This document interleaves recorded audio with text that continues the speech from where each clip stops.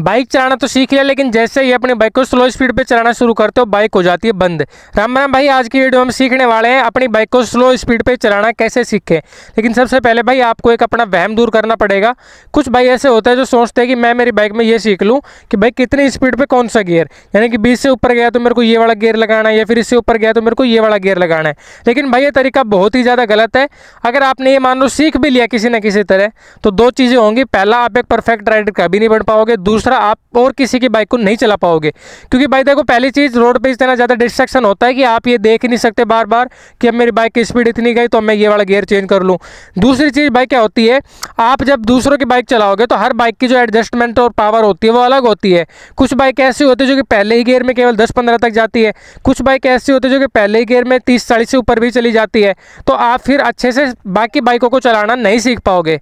आपको जो सीखना है वो दो चीज़ें होती हैं। आपको ये सीखना चाहिए अपनी बाइक में कब गियर को अप शिफ्ट करना है, कब गियर को डाउन शिफ्ट करना है। अब वो सीखने के लिए आपको ये देखने की जरूरत नहीं है कि मेरी बाइक में स्पीड कितनी चल रही है, स्पीडोमीटर में स्पीड क्या दिखा रहा है। उसके लिए दोनों सिचुएशन में आपको 2 पॉइंट सीखने हैं। अगर डाउन शिफ्ट करना है तो क्या पॉइंट है, अगर अप शिफ्ट करना है तो क्या पॉइंट है, दोनों सीखेंगे। वीडियो में लास्ट तक बने रहना। प्रैक्टिकल यहाँ से अपना करते हैं शुरू।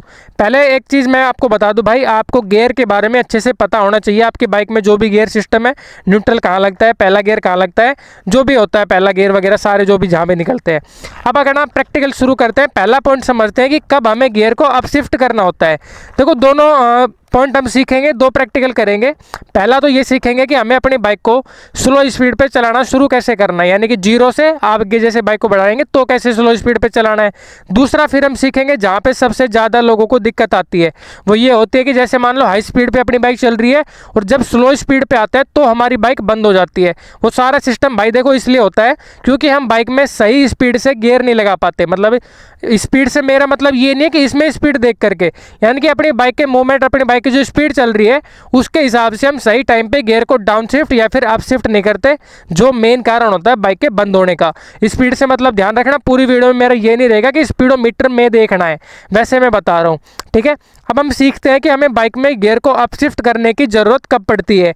अब ये बाइक है, इसमें न्यूट्रल गियर लगता है आगे की तरफ, पहला गियर लगता है पीछे की तरफ, ये सबको पता है। इग्निशन को कर लेता हूँ, अपनी बाइक को कर लिया स्टार्ट, ठीक है। अब मेरे को क्या करना है, मान लो बाइक को आगे बढ़ाना है। स्टेप्स आपको ये तो पता ही होंगे। क्लच दबाएंगे, पहला गियर लगाएंगे। अब हम क्या करेंगे, आगे अपनी बाइक को बढ़ाएंगे क्लच छोड़ के, ठीक है।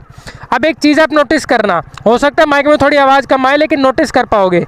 अब मेरी बाइक की स्पीड जैसे जैसे मैं बढ़ाता जाऊंगा, फिलहाल चल रही है 10 के ऊपर, लेकिन जैसे जैसे मैं बाइक की स्पीड को बढ़ाता जाऊंगा बाइक में से वाइब्रेशन तो बहुत ज़्यादा बढ़ रही है, लेकिन बाइक में से जो एक्सेलेरेशन है ना वो ज़्यादा नहीं मिल पा रहा, यानी कि स्पीड सही से बहुत जल्दी या बहुत तेज़ नहीं बढ़ पाएगी। देखो दिख रहा है, ये पॉइंट होता है पहला, कब आपको गियर को अप शिफ्ट करना है। अभी देखना, मैं सेकंड गियर चेंज करता हूँ, ये क्लच दबाया, ये गियर लगाया। अब देखो वही सेम, अगर मैं 10 की स्पीड पे भी बाइक को चलाऊं तो भी जो वाइब्रेशन है ना वो इतनी नहीं आ रही। ये पॉइंट होता है कब आपको बाइक में गियर को अप शिफ्ट करना है। ये इस बाइक का नहीं बता रहा मैं, किसी भी बाइक में आप ये सीख जाओगे कब आपको गियर को अप शिफ्ट करना है। ये पॉइंट ध्यान रखना। अगर बाइक में से वाइब्रेशन बहुत ज़्यादा बढ़ती जा रही है लेकिन एक्सेलेरेशन सही से नहीं मिल पा रहा है, यानी कि स्पीड सही से नहीं बढ़ रही, तो आपको जो बाइक में है गियर को अप शिफ्ट करना है। अब हम बात करते हैं डाउन शिफ्ट की। पहले थोड़ा सा मैं एक बार हाई स्पीड पर चलता हूँ। देखो सेकेंड गियर में चल रही है, थर्ड लगा लिया। अब मान लो मेरे को क्या करना है, सामने से टर्न लेना है, तो सिंपल सी बात है भाई स्पीड को कम करना पड़ेगा। लेकिन यहाँ पे अगर मैं गियर को डाउन शिफ्ट ना करूँ, एक्सीलरेशन को केवल कम कर दूँ, तो बाइक की जो वाइब्रेशन है ना वो सुनना, देखो कैसे स्टॉल कर रही है बाइक हल्का हल्का, मतलब कट कट की सी आवाज़ आ रही है। ऐसा प्रॉपर लग नहीं रहा कि बाइक में हाँ भाई प्रॉपर पावर जा रही है, प्रॉपर जो अपने इंजन की पावर वो पिछले व्हील तक जा रही है। ये पॉइंट होता है जब आप समझ सकते हो कि अब आपको बाइक की जो गियर है उसको डाउन करना है। फिर से मैं एक बार दिखा देता हूँ। देखो अभी बाइक चल रही है थर्ड गियर में, ठीक है। अब अगर मैं स्पीड को बिल्कुल छोड़ दूँ, कम कर दूँ, तो मेरी जो बाइक है वो स्टॉल हल्का हल्का सा करने लगेगी। देखो आप आवाज़ सुनो, दिख रहा है, हो रही है ना। और यहीं पे अगर मैं स्पीड को थोड़ी ऊपर लेके जाऊं, देखो अब जो आवाज़ है ना वो चेंज होनी शुरू हो जाएगी। अब मैं अगर इसको 25 से 30 के बीच में चलाऊंगा तो बाइक बिल्कुल परफेक्ट चलती रहेगी, क्योंकि ये गियर इस स्पीड के लिए बना है। लेकिन अगर मैं इससे ऊपर लेके जाऊंगा तो वाइब्रेशन बहुत ज़्यादा आएगी, क्योंकि उसके लिए 4th गियर है। और अगर मैं स्पीड को बहुत ज़्यादा कम लेके आऊँगा तो बाइक में स्टॉल करना शुरू करेगी, हल्का हल्का सा बाइक में झटका लगना शुरू करेगा। तो हमें करना क्या है स्लो स्पीड पर चलाने के लिए? जो हमारा पहला स्टेप, पहला प्रैक्टिकल मैंने बताया कि बाइक को 0 से उठाना है, वो तो आप समझ ही गए होंगे कि अपनी बाइक जो है ना, उसको जैसे जैसे आपके वाइब्रेशन बढ़े तो गियर को चेंज कर देना, ठीक है। अब डाउन में ज़्यादा कर जो दिक्कत लोगों को आती है वो मैं समझा देता हूँ। अभी जैसे मान लो 3rd गियर में चल रही है, मेरे को चलाना है बिल्कुल 10 की स्पीड पे, तो मैं क्या करूँगा, 1 गियर डाउन कर लूँगा। देखो क्लच दबाया, 1 गियर डाउन किया, दूसरा लगा, अब देखो आवाज़ होगी ना चेंज। अब ऐसा लग रहा है कि हाँ अब फिलहाल परफेक्ट है बाइक, ना तो बहुत ज़्यादा वाइब्रेशन आ रही है और ना ही बहुत ज़्यादा आपकी बाइक स्टॉल कर लिए।